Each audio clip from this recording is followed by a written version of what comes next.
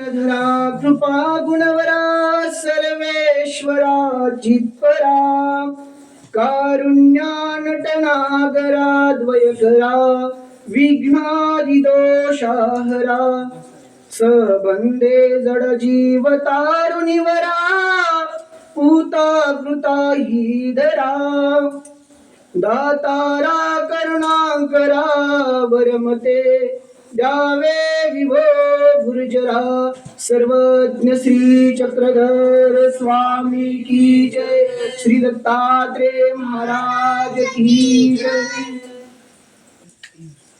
जीवनाला हवी असते प्रकाशाची साथ, जीवनाला हवी असते प्रकाशाची साथ, अज्ञानाचा अंधार जाळी समजतील वाद, अज्ञानाचा अंधार जाळी समजतील वाद, तेज ज्ञानाचे पसरावे अवघे या जगात, शुभ मंगल प्रसंगी करू या कार्यक्रमाची सुरुवात, शुभ मंगल प्रसंगी करू या कार्यक्रमाची सुरुवात।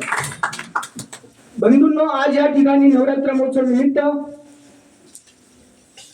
महानुभाव शिक्षण संस्था वांबोरी या संस्थेच्या वतीने आयोजित करण्यात आलेली ही शारदीय व्याख्यानमाला आणि या शारदीय व्याख्यानमालेचे आपणा सर्वांच्या सर्व आणि त्यांच्या ठिकाणी असलेली चंद्राची शीतलता, सूर्याची प्रखरता आणि चंदनाची परिमलता असलेले सर्व गुण असलेले आदरणीय श्रद्धेय परमपूज्य आचार्य प्रवर श्री गुरुवर्य मामाजींना मी साष्टांग दंडवत प्रणाम करतो। त्याचप्रमाणे आदरणीय श्रद्धेय आचार्य प्रवर कुलभूषण वांडेशकर बाबा कुरकुटवाडी निवासी यांनाही मी सादर दंडवत प्रणाम करतो। तसेच माझ्या समोर बसलेले सर्व ज्येष्ठ श्रेष्ठ धर्मगुरु बंधू आणि बालगोपाल बंधूंनो मी तुम्हाला दंडवत प्रणाम करतो आणि मी माझ्या विषयाला सुरुवात करतो। बंधूंनो, माझा विषय आहे शरणंगता। शरणंगता म्हणजे अधीन होणे, नम्र होणे आणि या ठिकाणी परमेश्वराने या जीवाला सांगितलं आहे की तू मला अधीन हो, शरण ये। बंधूने प्रसंग मला आठवतो द्वापार युगातला। भगवान श्रीकृष्ण महाराज म्हणतात अर्जुनाला युद्धा प्रसंगी कुरुक्षेत्रावरती सर्व धर्म परित्याज्य मामिकम शरण व्रज। त्या ठिकाणी अर्जुनाला स्वामी म्हणतात की हे अर्जुना, तू मला सर्व धर्माचा परित्याग करून या ठिकाणी एकमेव मला तू शरण ये। त्याचप्रमाणे कलियुगामध्ये परमेश्वर अवतार सर्वज्ञ श्री चक्रधर स्वामी हे खडकुलीला निवास अवस्थान असताना या ठिकाणी भक्तवासांना संगमेश्वरी या ठिकाणी ईश्वर प्रतीती करून देतात। बंधूंनो, त्या प्रसंगी द्वादश आणि भट्टवास हे स्वामींच्या सन्निधानामध्ये होते। त्या प्रसंगी काही दिवसानंतर द्वादश आणि भट्टवास स्वामींच्या सन्निधानात असताना भट्टवासांना स्वामींचा अधिक वेद उत्पन्न झाला आणि त्या ठिकाणी आवडी उत्पन्न झाली। परंतु काही दिवसानंतर द्वादश आणि भट्टवास हे कांबरखेडा या ठिकाणी पाऊण मास म्हणजे 21 दिवसासाठी त्या ठिकाणी गेले। त्यानंतर वापस स्वामींच्या दर्शनासाठी आले। तेव्हाही सुद्धा भट्टवासांना स्वामींची आवडी अधिक संचारली, वेळ अधिक झाला। त्यानंतर द्वादश बाईसांना म्हणतात, अभयसांना म्हणतात, अभय हा नागदेव गोस्वामींपाशी राहतो पाहतो असे। तेव्हा अभयसाने भट्टवासांना विचारलं, नागदेव तू गोस्वामींपाशी राहतो पाहतो असे? तेव्हा भट्टवास म्हणतात, भले तो अर्थ न विचारू न करी की। नंतर द्वादशांनी स्वामींना विनंती केली, जी स्वामी जगन्नाथा आम्हाला तुम्ही एकांत द्यावाजी। तेव्हा स्वामी म्हणतात, येथे काही लोकांतो असे? तेव्हा स्वामी म्हणतात, विकल्प स्फुरित अर्थ न कीजे, अळंसू न करावा, ओठंतरा निघे त्या देशांतरा जाय, येथे काही लोकांत असे नाजी।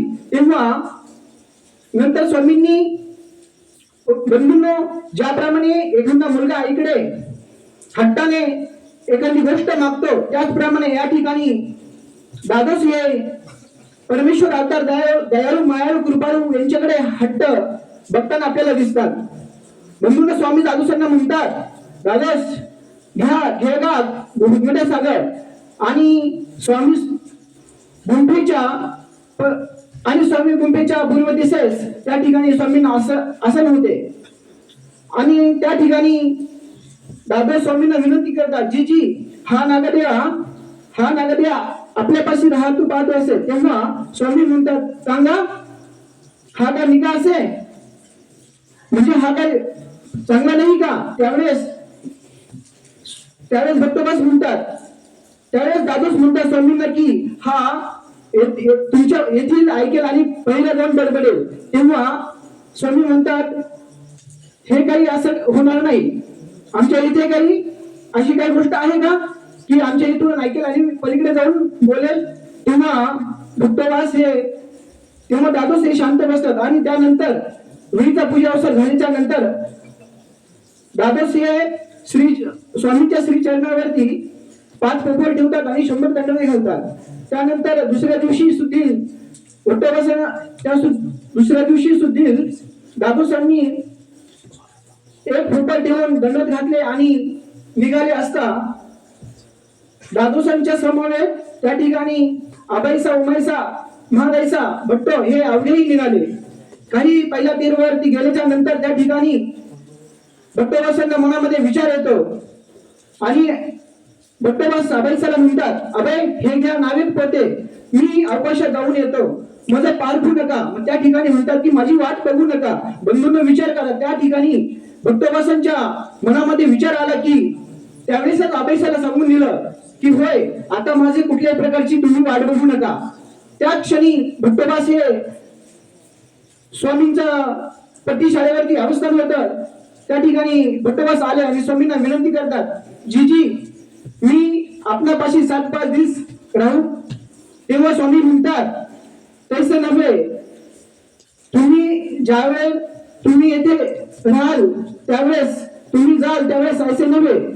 तेव्हा स्वामी म्हणतात की आम्ही ज्यावेळेस पाठवू त्यावेळेस जावं लागेल आणि तुम्हाला ज्यावेळेस बोलू त्यावेळेस तुम्हाला यावे लागेल. त्यानंतर भट्टोबास विचार करतात की आम्ही घरातून विचारू म्हणजे आम्ही घरच्या लोकांना विचारू. हा सर्व वृत्तांत झाल्याच्या नंतर भट्टोबास मनामध्ये विचार करतात की जर आपण 6 महिन्याने वर्षांनी स्वामींच्या संविधानामध्ये अनुसरू, परंतु बंधूंनो जीव हा असा एक चंचल म्हणे माणसाचं.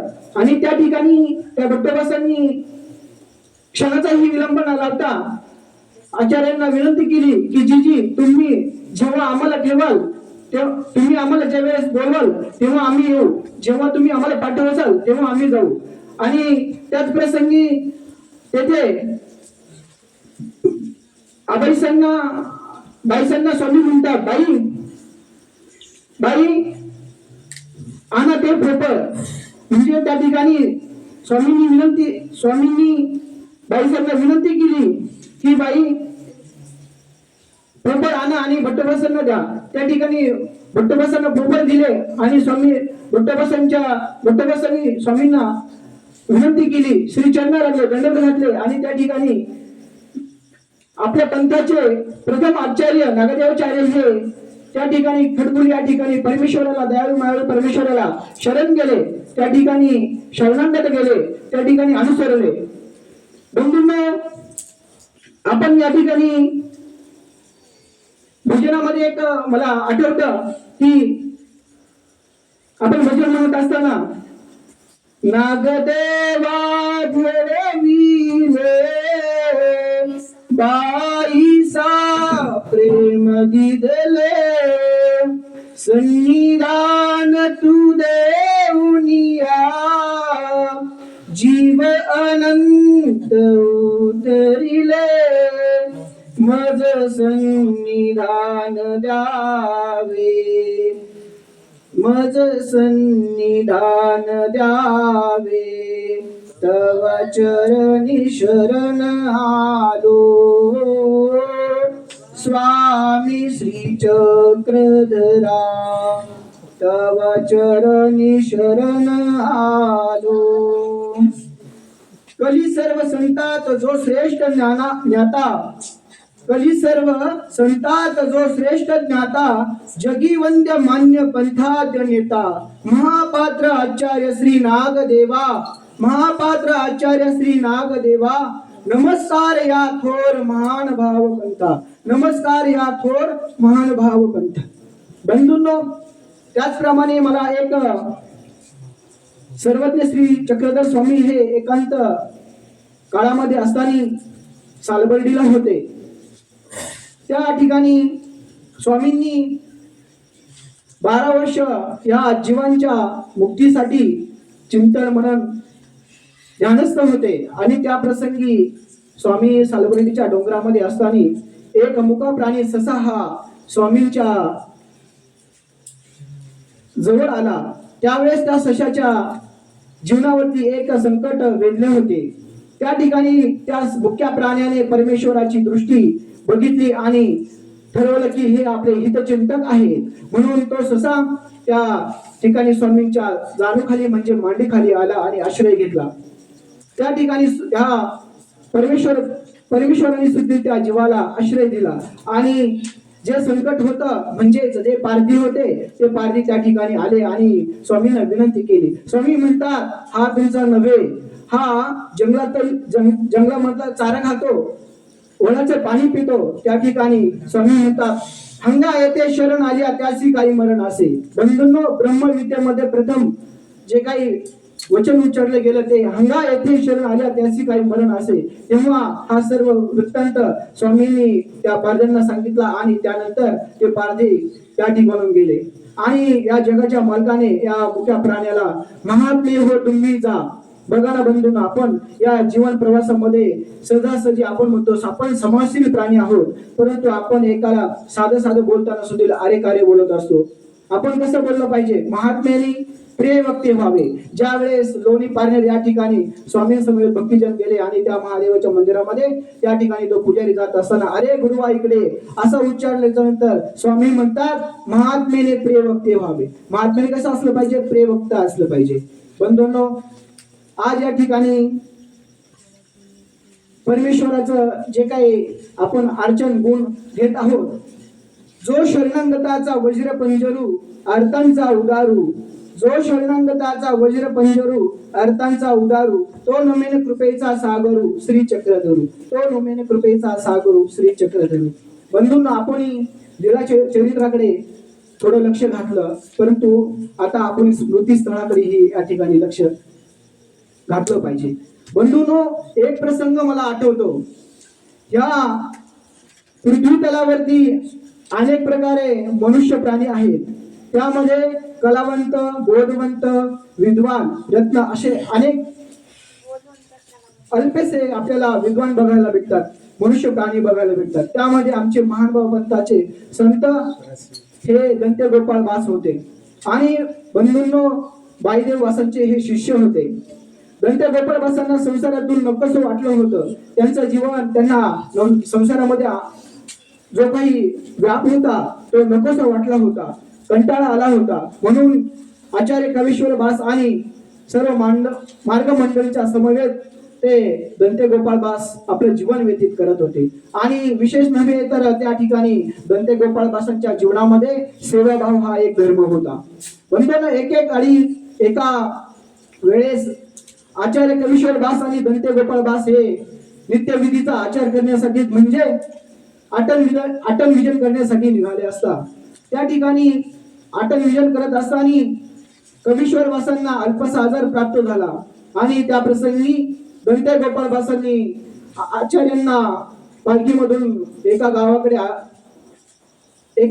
नेत असताना त्या ठिकाणी सावखेडा हे गाव लागलं आणि सावखेडीच्या त्या मंदिराच्या पूर्व दिशेत आपली पालखी थांबवली आणि त्या ठिकाणी दंते गोपाळ वास हे ते स्थान नमस्कारण्यासाठी गेले आणि कवीश्वर भास हे पालखीमधूनच देवाकडे हात धरून नमस्कारतात.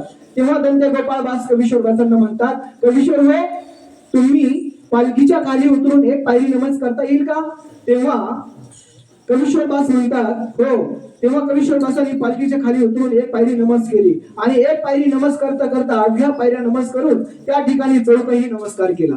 तेव्हा कवीश्वर भास म्हणतात, गोपाळ दिया तुम्ही माझ्या जीवनाचे अभ्यारण चुकवले. होय, तुम्ही माझ्या जीवनाचे अभ्यारण चुकवले. बंधूंनो, अशाच प्रकारे काही दिवसानंतर पुन्हा एकदा यांचा दंते गोपाळ भास आणि आचार्यांचा कवीश्वर भासांचा एक अटल विजनाचा त्या ठिकाणी योग येतो आणि त्या ठिकाणी जात असताना कवीश्वर वासांनी आपल्या देहाची कोरडी केली. त्या ठिकाणी आपला देह गोंडवला आणि त्या प्रसंगी दंते गोपाळ भास म्हणतात की आचार्य हो आपण वेगवेगळे होऊन नित्यविधीचा आचार करू. तेव्हा दोघे जण वेगवेगळे होऊन नित्यविधीचा आचार करू लागले बंधूंनो. आणि त्या प्रसंगी त्या ठिकाणी कवीश्वर भासांनी आपल्या देहाची कोरडी केली होती.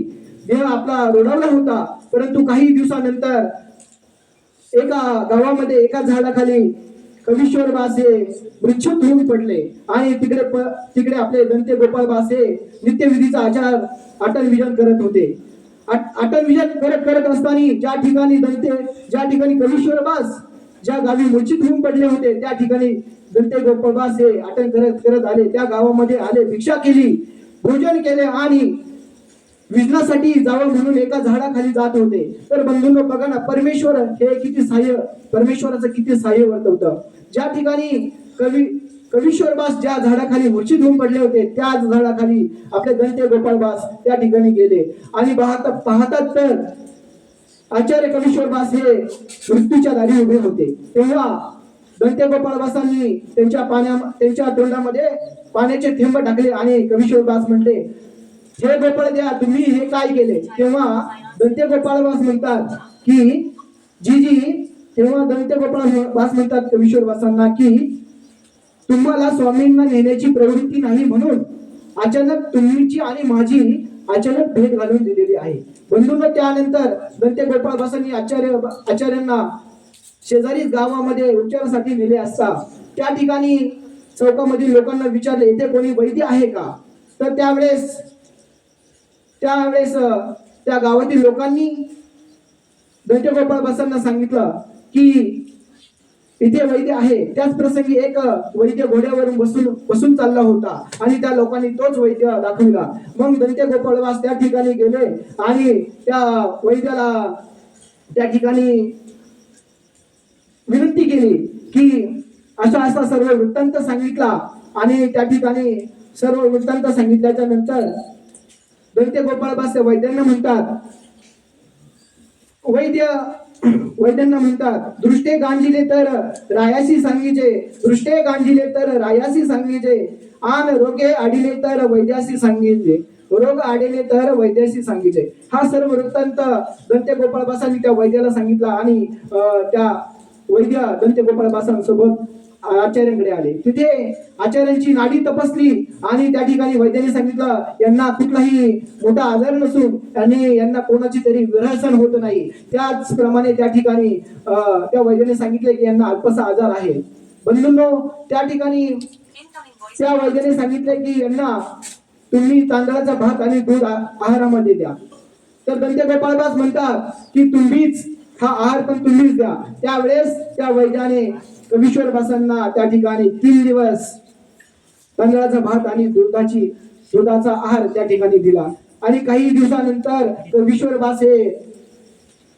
बासांची प्रकृती सुधारली गेली आणि त्या ठिकाणी सुधारल्याच्या नंतर दंते गोपाळ बास कवीश्वर बासांना म्हणतात की कवीश्वर हो, आम्ही तुमच्याविषयी वैद्यांना सर्व माहिती दिलेली आहे, तर तुम्ही त्यांच्याशी काही चर्चा करा.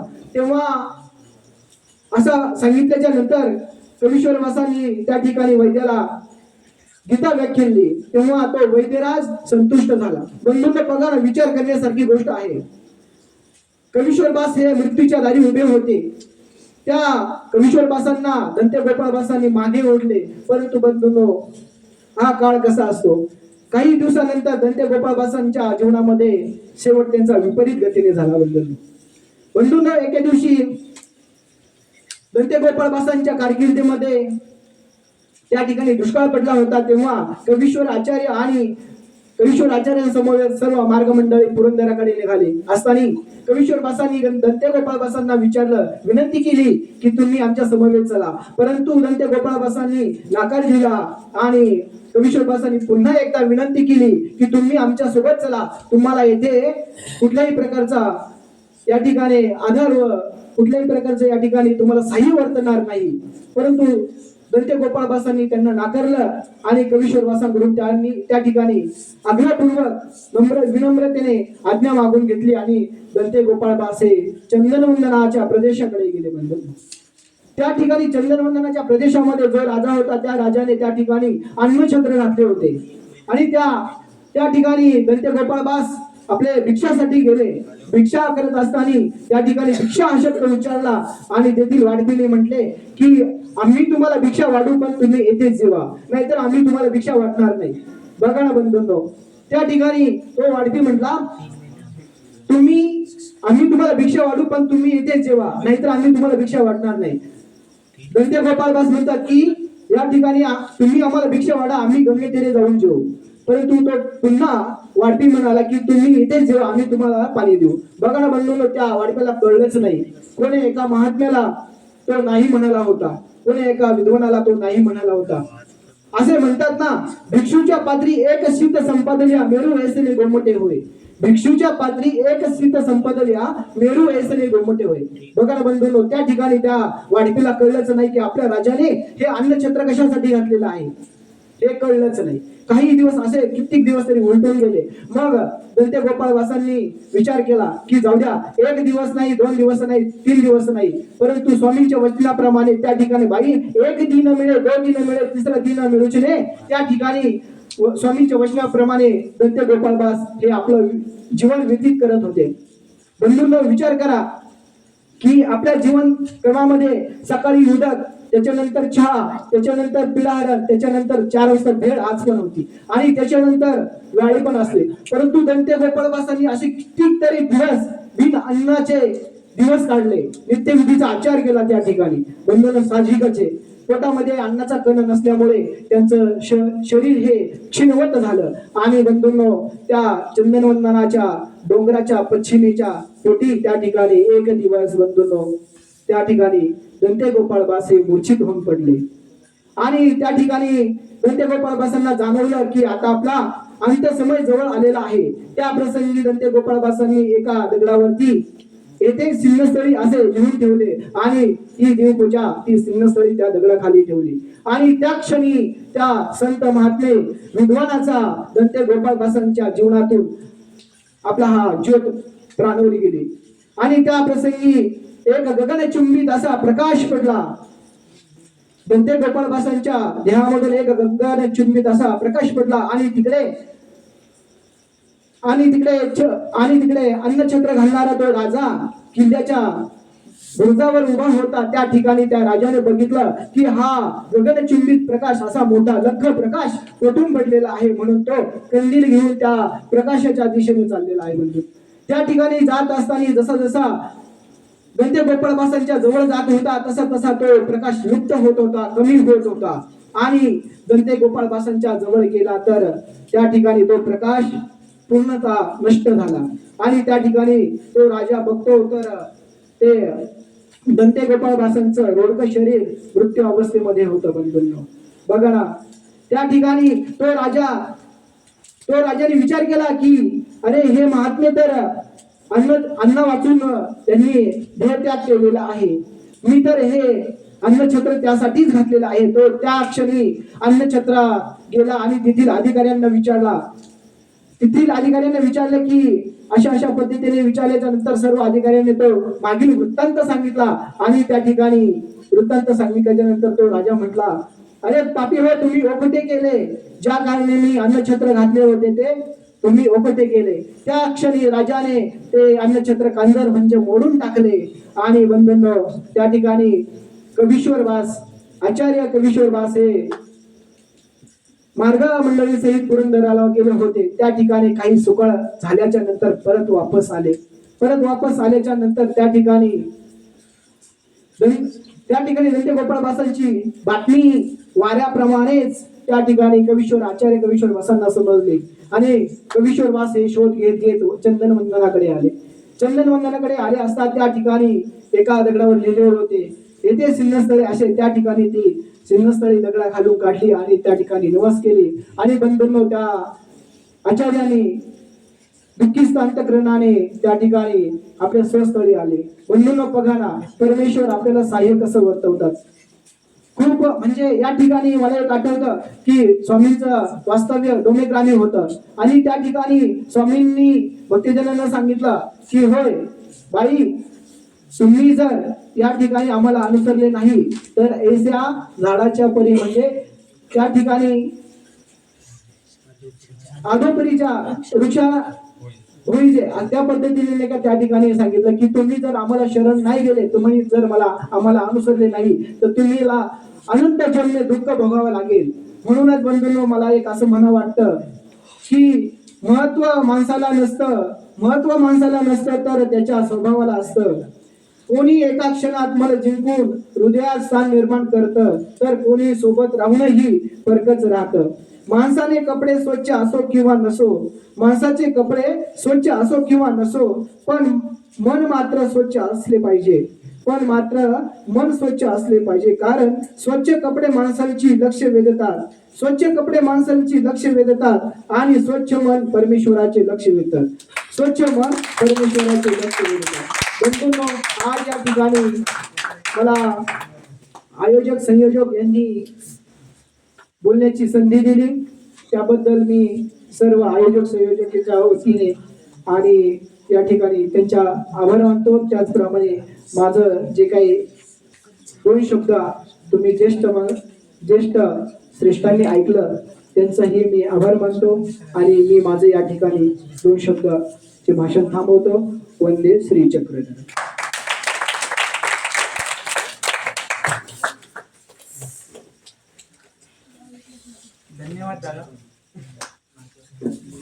धन्यवाद दादा.